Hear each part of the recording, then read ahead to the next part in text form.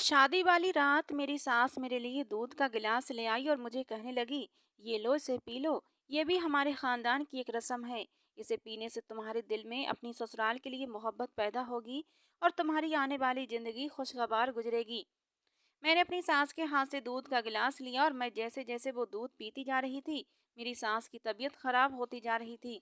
जैसे ही मैंने आखिरी घूंट पिया, मेरी सास नीचे जमीन पर गिरी और मर गई। सब घर वालों ने मुझ पर इल्जाम लगा दिया कि मैंने ही अपनी सास को मारा है। मेरी सास को दफन करने के बाद जब मेरा शौहर कमरे में आया तो मैं जाए नमाज पर बैठी नमाज पढ़ रही थी। मेरी आंखों में आंसू थे, मगर उस वक्त मेरे जिस्म से जान निकल गई जब मेरे शौहर ने मेरी शादी के बाद जब मेरी रुखसती होने लगी तो मैं मम्मी के गले लगकर फूट फूट कर रोने लगी थी। आने वाली जिंदगी का डर मेरे दिमाग पर छाया हुआ था। दूसरी बात ये थी कि मैं ये शादी अपनी मर्जी से नहीं कर रही थी। मेरी माँ ने अपनी मर्जी से ये शादी की थी। मैं तो किसी और से प्यार करती थी। और फिर मुझे अपने शौहर के बारे में कुछ पता भी नहीं था कि वो कैसा है। वो लोग काफ़ी अमीर थे। बस मम्मी ने जल्दबाजी में अमीर घर देखकर मेरा रिश्ता पक्का कर दिया और मेरी शादी भी कर दी। मैं मम्मी के गले से लगी हुई थी और फूट फूट कर रो रही थी।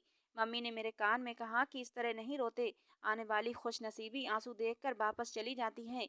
जाओ अपने घर। आज से वही तुम्हारा घर होगा। अपने पति और अपनी सास की खूब सेवा करना। अपने शौहर की वफादार रहना। मैंने हाँ में सर हिला दिया और फिर मुझे गाड़ी में बिठा दिया गया। तलहा मेरे साथ वाली सीट पर बैठा था। अपने शौहर को खुश देखकर मुझे भी दिलासा हुआ कि मैं अपने शौहर को अच्छी लगी हूँ। गाड़ी एक बड़ी सी कोठी पर जाकर रुकी थी। तलहा ने मेरा हाथ पकड़कर मुझे गाड़ी से निकाला और मेरी ननद ने मेरा लहंगा थाम लिया। मेरी सास मुझ पर फूलों की पत्तियों की बारिश कर रही थी। मुझे ये सब कुछ बहुत खूबसूरत लग रहा था, बल्कि मुझे विश्वास ही नहीं हो रहा था कि मेरी सास, ननद और मेरा शौहर मुझसे इतनी मोहब्बत करते हैं। हालांकि मैं एक गरीब घराने से संबंध रखती थी और ये लोग तो बहुत ही अमीर थे। इनकी कोठी देखकर ही मेरी आंखें फटी की फटी रह गई थीं। और फिर मुझे भी अपने माँ के फैसले पर खुशी होने लगी थी कि मेरी माँ ने कितने अमीर घराने में मेरी शादी की थी। मगर मैं तो अहमद से शादी कर लेती तो ये अमीरी और ये ठाट बाट मेरे नसीब में कहाँ थे। मेरी सास ने घर जाकर चंद रस्में की थीं। फिर वो मुझे मेरे कमरे में ले आई। कुछ देर बाद मेरा शौहर मेरे कमरे में आ गया। वो मेरे सामने बैठकर मुझसे कहने लगा, तुम दुनिया की सबसे हसीन लड़की हो। मैं ऐसा नहीं कहता, मगर इतना जानता हूँ कि तुम मेरे लिए इस दुनिया की सबसे हसीन लड़की हो। मैं खिलखिलाकर हंसी थी। फिर तलहा ने अपनी जेब से सोने की अंगूठी निकाल कर मेरी उंगली में पहना दी। वो कहने लगा कि माहिरा, तुम इस शादी से खुश तो हो ना। ये कैसा सवाल था, लेकिन इसका जवाब मेरे पास नहीं था। मैं सच बोल नहीं सकती थी और झूठ बोलना नहीं चाहती थी। मैं खामोश रही तो तलहा बोला, मुझे मालूम है तुम इतनी आसानी से मुझे अपने दिल की बात नहीं बताओगी, मगर मैं तुमसे बिल्कुल भी नहीं शर्माता। मैं तुमसे अपने दिल की हर बात खुलकर करूंगा कि मैं शादी से बेइंतहा खुश हूँ। उसकी इस तरह की प्यार भरी बातें सुनकर मेरे अंदर का डर अब खत्म होता जा रहा था। तलहा मुझसे यूं ही छोटे छोटे सवाल कर रहा था, जिसके मैं जवाब दिए जा रही थी और पुरसुकून होती जा रही थी। तभी हमारे कमरे का दरवाजा बजा था। तलहा के माथे पर नागवारी सी छा गई। वो बड़बड़ाया कि इस वक्त कौन आ गया, किसकी रूह को चैन नहीं है। इतना कहकर उसने दरवाजा खोला तो सामने मेरी सास हाथ में दूध का गिलास लिए खड़ी थी। वो सीधा अंदर आई और मुझसे कहने लगी, बहू, ये दूध का गिलास पी लो। ये भी हमारे खानदान की एक रस्म है। इसे पीने से तुम्हारे दिल में हमारे लिए मोहब्बत पैदा होगी और तुम्हारी आगे की शादीशुदा जिंदगी बहुत ही अच्छी और खुशगवार बीतेगी। मैंने सर उठाकर देखा तो तलहा कमरे से बाहर जा चुके थे और मेरी सास मेरे पास बैठी थी। मैंने उनके हाथ से दूध का गिलास लिया और उसे पीने लगी। मगर जैसे ही मैंने दूध का गिलास खत्म किया, अचानक मेरी सास, जो कि सोफे पर जाकर बैठ गई थी, वहीं सोफे से जमीन पर गिर गईं और बेहोश हो गईं। मैं भागकर उनके पास गई और घर वालों को बुलाने लगी। मेरी चीखों पुकार सुनकर सब लोग मेरे कमरे में भागे चले आए थे और मेरी सास की ये हालत देखकर सबके होश उड़ चुके थे। वो जमीन पर बेहोश पड़ी थी और उनके हाथ पैर ठंडे हो चुके थे। मेरे पति तलहा की आंखें भी फटी की फटी रह गईं। वो अपनी माँ की हालत देखकर मेरे शौहर ने जल्दी से गाड़ी निकाली और फिर मेरी सास को गाड़ी में डालकर अस्पताल ले गए। मैं भी उसी तरह चली गई थी। अस्पताल में जिसकी भी नज़र मुझ पर पड़ती वो मुझे हैरत भरी नज़रों से देखने लगता था। एक औरत के पास से गुजरी तो वो औरत अपनी साथ वाली औरत को कहने लगी, लगता है दुल्हन मनहूस है। इसकी शादी वाले दिन ही कोई अस्पताल में दाखिल हो गया है। ये बात सुनकर मेरा वजूद कांप उठा था। मैं जल्दी से वहां से हट गई और फिर मैंने सामने बनी एक छोटी सी मस्जिद में नमाज पढ़ने लगी। मेरी आंखों से आंसू गिरने लगे। मुझे नहीं मालूम था कि मेरे साथ अब क्या होने वाला है। मेरी सास आईसीयू में जिंदगी और मौत की जंग लड़ रही थी और मैं जायनमाज पर बैठी आंसू बहा रही थी। मेरी जिंदगी एक फिल्म की तरह मेरी आंखों के सामने घूमने लगी। मुझे आज भी वो दिन याद है जब मैं 7 बरस की थी। तब मेरे पापा को भी हार्ट अटैक आया था। मेरे घर के हालात बहुत ज़्यादा अच्छे नहीं थे, बस अच्छी गुजर बसर हो जाया करती थी, क्योंकि मेरे पापा बहुत ही मेहनती थे। लेकिन हमारे पास इतने पैसे नहीं थे कि पापा को प्राइवेट अस्पताल ले जाते, इसलिए हम पापा को सरकारी अस्पताल ले गए थे। तब मैं भी मम्मी के साथ अस्पताल गई थी। मम्मी फूट फूट कर रो रही थीं और अल्लाह से दुआएं कर रही थीं। मैं मम्मी की बातें सुन रही थी लेकिन समझ नहीं पा रही थी। मम्मी ने मुझसे कहा, माहिरा तुम भी दुआ करो तुम्हारे पापा ठीक हो जाएं। अगर तुम्हारे पापा को कुछ हो गया तो हमारी ज़िंदगी जहन्नुम बन जाएगी, हमसे हर खुशी छिन जाएगी। दुआ करो कि तुम्हारे पापा ठीक हो जाएं। मैं भी तोते की तरह रटने वाले अंदाज में पापा के लिए दुआएं मांगने लगी थी। या अल्लाह मेरे पापा को ठीक कर दे, उन्हें कुछ ना हो। लेकिन तकरीबन 2 घंटे के बाद खबर आ गई थी कि मेरे पापा की हार्ट अटैक आने की वजह से मौत हो गई है। मेरी माँ ने जब ये खबर सुनी तो वो अस्पताल में ही बेहोश होकर गिर पड़ी थीं। हर कोई मेरे सर पर हाथ रखकर मुझसे कह रहा था कि अगर किसी चीज़ की ज़रूरत हो तो हमसे कहना। ये मत समझना कि तुम्हारा बाप चला गया है तो तुम अनाथ हो गई हो। हम तुम्हारे सर पर सलामत हैं। हम तुम्हारी हर ज़रूरत का ख्याल रखेंगे। सभी रिश्तेदार मुझे दिलासा दे रहे थे। मुझे रोता देखकर मुझे बहुत से खिलौने देने का वादा भी किया था। मैं सोचने लगी थी कि मम्मी तो बिना वजह ही कह रही थी कि अगर तुम्हारे पापा को कुछ हो गया तो हम बर्बाद हो जाएंगे। लेकिन पापा के जाने के बाद तो हर कोई मुझे ढेर सारे खिलौने दिलाने का वादा कर रहा है। सब लोगों ने पापा को दफन कर दिया था। वो अपनी आखिरी आराम गाह की तरफ चले गए थे। मम्मी तो बार बार बेहोश हो रही थी, जबकि मैं जरा सुकून से थी, क्योंकि मुझे उम्मीद थी कि मेरे पास कुछ ही दिनों में ढेर सारे खिलौने होंगे। रात हो गई तो सब अपने अपने घर चले गए, मगर मम्मी जाग रही थीं और मुझे भी नींद नहीं आ रही थी। मैं तो पापा के साथ सोने की आदी थी। हर रात को वो मुझे कहानी सुनाकर सुलाते थे और फिर उसके बाद वो मुझे मेरे बिस्तर पर लिटा देते थे। अब तो मेरी आंखों से भी आंसू गिरने लगे थे। मुझे मालूम हो गया था कि खिलौने किसी इंसान की जगह नहीं ले सकते। लोग कहते हैं कि वक्त के साथ साथ हर जख्म भर जाता है, मगर पापा की जुदाई तो वक्त गुजरने के साथ साथ ताज़ा होती जा रही थी। यहाँ तक कि हमारे घर से तमाम मेहमान चले गए थे। पीछे मैं रह गई थी और मेरी माँ। मैंने एक दिन मम्मी से कहा कि मुझे सब लोगों ने वादे किए थे कि तुम्हारे लिए खिलौने लेकर आएंगे, लेकिन अभी तक कोई लेकर नहीं आया। तब मेरी मम्मी की आंखों में आंसू आ गए थे। उन्होंने मुझे सीने से लगाया और रोते हुए कहने लगीं, बेटा, माँ बाप के वादों के अलावा हर वादा झूठा होता है। अगर तुम्हारे पापा खिलौनों का वादा करते तो वो जरूर लेकर आते। लोग तो तुम्हें बहलाने के लिए ये सब कह रहे थे। ये मत सोचना कि कोई सचमुच में तुम्हारे लिए कुछ ले आएगा। और मम्मी की बात सच साबित हुई थी। मेरे लिए कोई भी खिलौने लेकर नहीं आया था। और जहाँ तक घर के हालात की बात थी, वो और भी ज़्यादा ख़राब रहने लगे थे। खाने पीने का सामान ख़त्म हो गया था। किसी ने ये तक नहीं पूछा था कि घर में इनका गुजारा कैसे होता होगा। मम्मी एक दिन मेरे पास बैठ गईं और कहने लगी, माहिरा, अब तो तुम बड़ी हो गई हो, अपना ख्याल रख सकती हो। क्या मैं काम पर चली जाया करूं? मैंने बड़ी हैरत से मम्मी की तरफ देखा और बोली, मम्मी, आप क्या काम करेंगी? मम्मी कहने लगी, मैं लोगों के घरों में काम कर लिया करूंगी, झाड़ू पोछा लगा लिया करूंगी, जिससे हम दोनों माँ बेटी को 2 वक्त की रोटी मिल जाया करेगी। ये बात सुनकर मेरी आंखों में आंसू आ गए थे। मुझे वो दिन याद आ गया जब कुछ दिन पहले मम्मी पापा के साथ जिद कर रही थीं कि मुझे कामवाली रख दो, मुझसे घर के काम नहीं होते। मगर फिर पापा का इंतकाल हो गया और अब मम्मी पर ये वक्त आ गया कि वो लोगों के घरों में काम करने के लिए जाना चाहती थीं। मैं बोली, मम्मी, आप कोई और काम नहीं कर सकती क्या?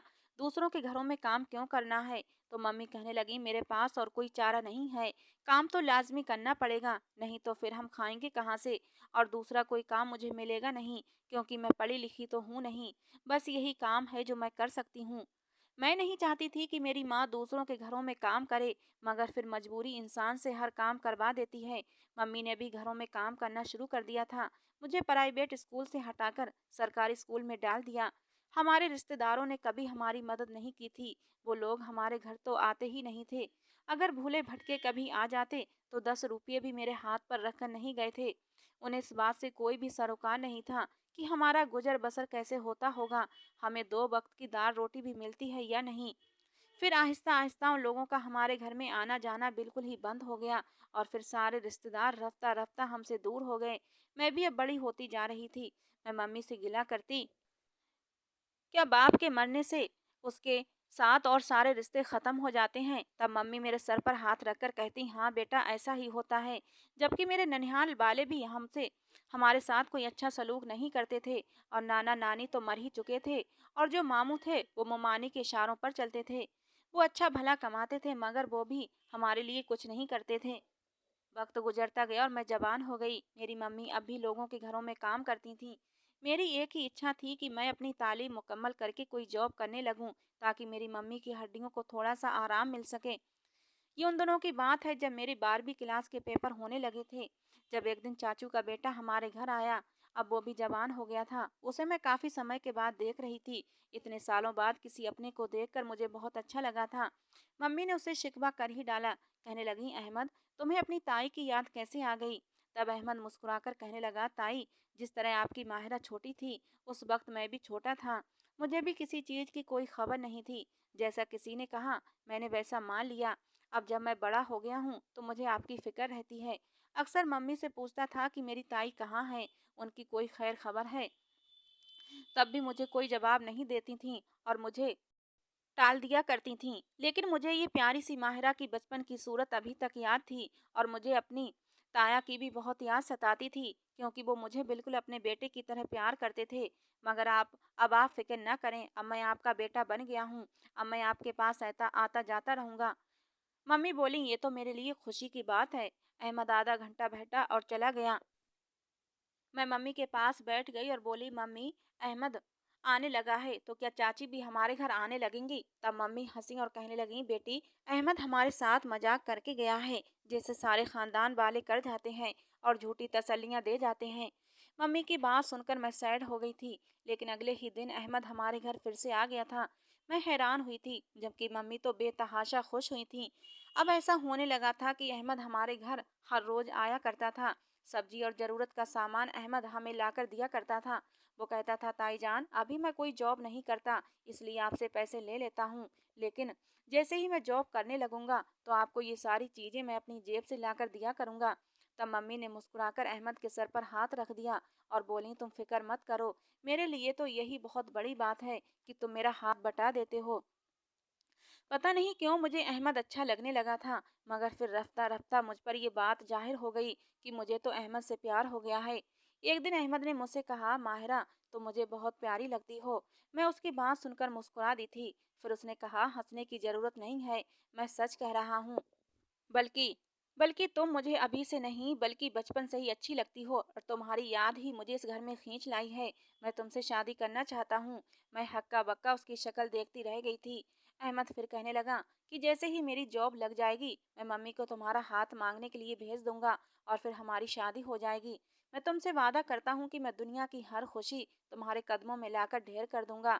ये बात सुनकर मैं मुस्कुरा दी थी और अपनी नजरें झुका ली थी। मेरी शर्मीली सी मुस्कुराहट देखकर अहमद खिलखिलाकर हंस पड़ा था।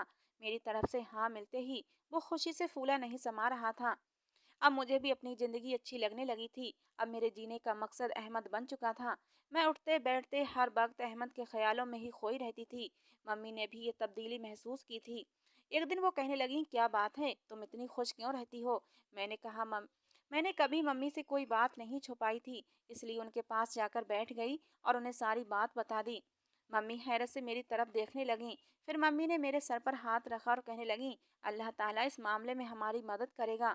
कुछ दिन गुजरे तो मम्मी बड़ी परेशान होने लगीं। मैंने उनसे पूछा कि आपकी परेशानी की वजह क्या है? तो उन्होंने मेरा हाथ थाम लिया और मुझसे कहा, माहिरा, तुमने सारी ज़िंदगी गरीबी देखी है। तुम्हारे चाचा के हालात भी कोई ख़ास अच्छे नहीं हैं। अहमद की नौकरी लग भी जाएगी, तब भी तुम्हें गुजारा ही करना पड़ेगा। फिर मम्मी मुझसे कहने लगी कि मेरी ये ख्वाहिश है कि मैं तुम्हारी शादी बहुत ही अच्छे खाते पीते घराने में करूं, जहां तुम्हें किसी भी चीज़ की कमी ना हो। सच पूछो तो मैं तुम्हारी शादी अहमद के साथ कराने के हक में नहीं हूँ। मुझे एक बहुत ही अमीर लड़का मिल गया है। मैं जिनके घर काम करने जाती हूँ, उन्होंने मुझे इस रिश्ते के बारे में बताया है। लड़का तुमसे उम्र में बड़ा है, मगर फिर क्या हुआ, है तो पैसे वाला। मैं बस वही तुम्हारी बात पक्की करना चाहती हूँ। मम्मी की बात सुनकर मैं हैरान रह गई थी।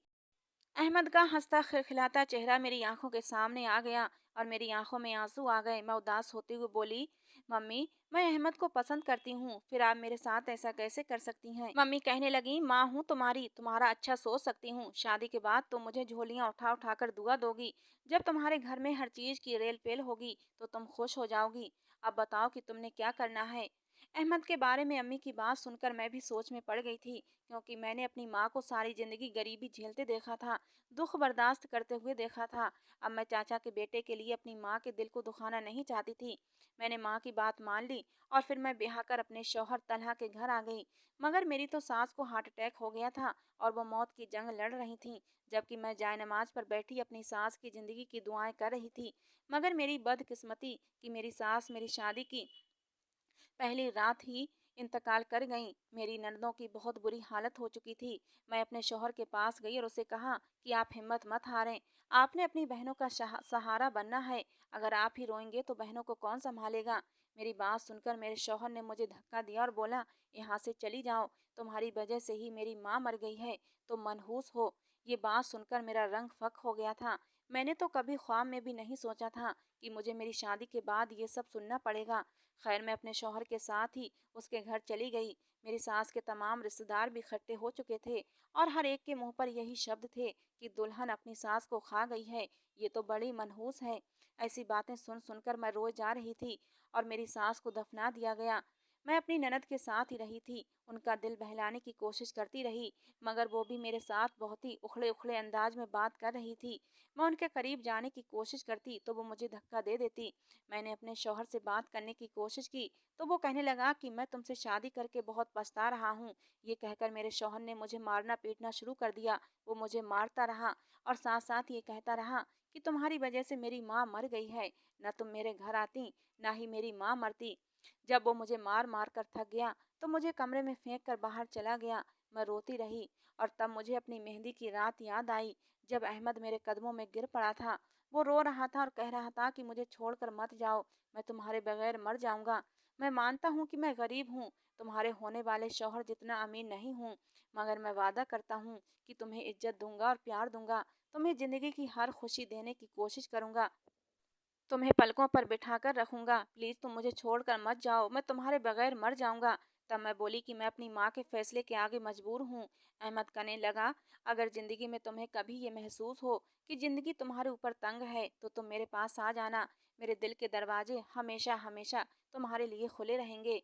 ये कहते हुए वो आंसू पोंछ कर चला गया था और मैं उसकी पीठ देखती रह गई थी। दो आंसू मेरी आंखों से भी टपक कर मेरे गालों को भिगो गए थे, लेकिन मैंने जल्दी ही उन्हें पोंछ लिया था। अब मैं अपने जख्मों की तरफ देख रही थी तो मुझे महसूस हुआ कि इस पैसे का मैंने क्या करना है जब मेरा शौहर मुझे इज्जत नहीं दे सकता। मैंने सोच लिया था कि मैं अब उसके साथ नहीं रहूंगी। आधी रात को मेरा शौहर कमरे में आया तो कहने लगा, तुम अभी भी जिंदा हो? मैं तो सोच रहा था इतनी मार खाने के बाद तुम्हारा काम तमाम हो गया होगा, लेकिन तुम देखना अब मैं तुम्हारे साथ क्या करता हूँ। तब मैं बोली कि तुम मुझे तलाक दे दो, मैं तुम्हारे साथ नहीं रहना चाहती। इस बात से तो मेरे शौहर को और भी गुस्सा आ गया। वो कहने लगा, एक तो तुम्हारी वजह से मेरी माँ मर गई और तुम अब मुझसे तलाक ले रही हो। तुम देखो मैं तुम्हारे साथ क्या क्या करता हूँ।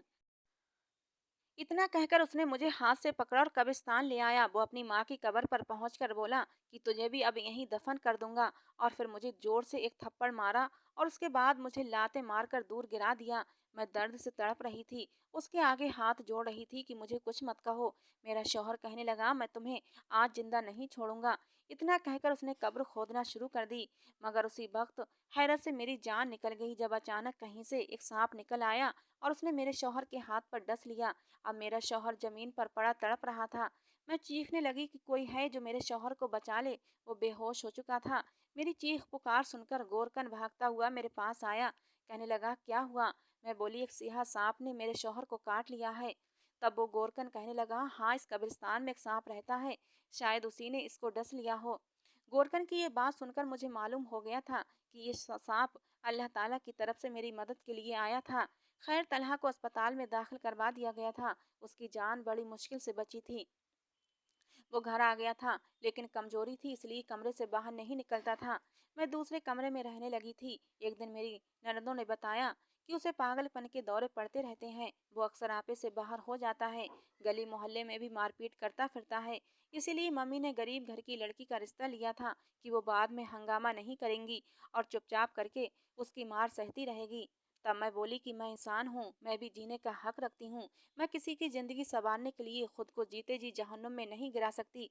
और फिर मैं कोई दिमागी डॉक्टर भी नहीं हूँ कि आपके भाई को डॉक्टर की ज़रूरत थी, बीबी की नहीं। इतना कहकर मैं अपने घर वापस चली गई। मम्मी ने मेरी ऐसी हालत देखी तो वो सदमे में आ गई थी। तब मैं बोली, मम्मी पैसा ही सब कुछ नहीं होता। हम दोनों माँ बेटी बहुत देर तक रोते रहे। मैंने बड़ी मुश्किल से तलहा से तलाक लेने में कामयाब हुई थी। मुझे लगता था कि मेरी ज़िंदगी बस ख़त्म हो गई है। मगर जब मेरी इद्दत पूरी हुई तब एक दिन चाची अहमद के लिए मेरा रिश्ता ले आई। मैं हैरान हुई थी कि अहमद अब भी मुझसे शादी करना चाहता था। मम्मी ने मेरी रजामंदी से हाँ कर दी और फिर कुछ दिनों बाद अहमद की दुल्हन बनकर मैं उसके घर चली आई। अहमद के तो पैर ही ज़मीन पर नहीं पड़ रहे थे। मुझे पाकर जैसे उसे सब कुछ मिल गया था। मैं भी अहमद के साथ बहुत खुश हूँ और अपने अल्लाह ताला का लाख लाख शुक्र अदा करती हूँ, जिसने मेरी ज़िंदगी में खुशियाँ भर दी थीं। तो दोस्तों, ये थी आज की हमारी कहानी। आपको कैसी लगी ज़रूर बताना। कहानी पसंद आई हो तो प्लीज़ एक लाइक कर देना। कहानी को पूरा सुनने के लिए आप लोगों का बहुत बहुत शुक्रिया। मिलते हैं दोस्तों अगली किसी नई कहानी में।